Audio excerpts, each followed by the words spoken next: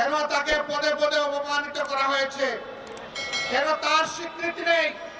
কেন যিনি স্বাধীনতার ঘোষণা দিয়েছিলেন জিয়াউর রহমান সাহেব, তার স্বীকৃতি নেই? আমরা জাতি হিসাবে কৃতজ্ঞ জাতি, কিন্তু একটা দল, বিশেষ করে একটা গোষ্ঠীও না, একটা পরিবার জাতিকে কৃতজ্ঞতা ভুলিয়ে দিয়েছিল। স্বাধীনতার সমস্ত অবদান, ক্রেডিট হাইজ্যাক করে একটি পরিবারের সম্পত্তিতে পরিণত করা হয়েছিল। বাংলাদেশকে তারা তাদের জমিদারি মনে করে নিয়েছিল। জনগণকে তারা তাদের প্রজা এবং ভাড়াটিয়া বানিয়েছিল। আমাদের সন্তানদের মুখের গ্রাস কেড়ে নিয়েছিল। মেধাকে পায়ের তলে দলন করে ক্যাডার ভিত্তিক বাংলাদেশে গঠন করার চেষ্টা করেছিল।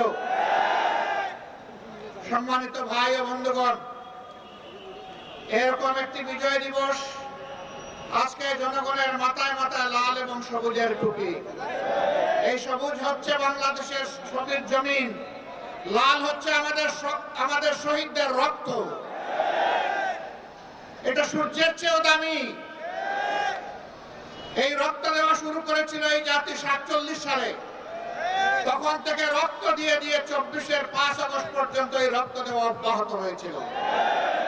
দুঃখের বিষয়, 47-এর পরেও জাতির স্বাধীনতার সুফল ভোগ করতে পারেনি।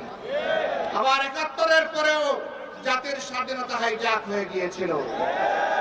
আজ পর্যন্ত কোনো জবাব নাই এই জাতির সামনে, কেন সেদিন মুক্তিযুদ্ধের সর্বাধিনায়ক পাকিস্তানি আর্মির আত্মসমর্পণ অনুষ্ঠানে থাকতে পারলেন না।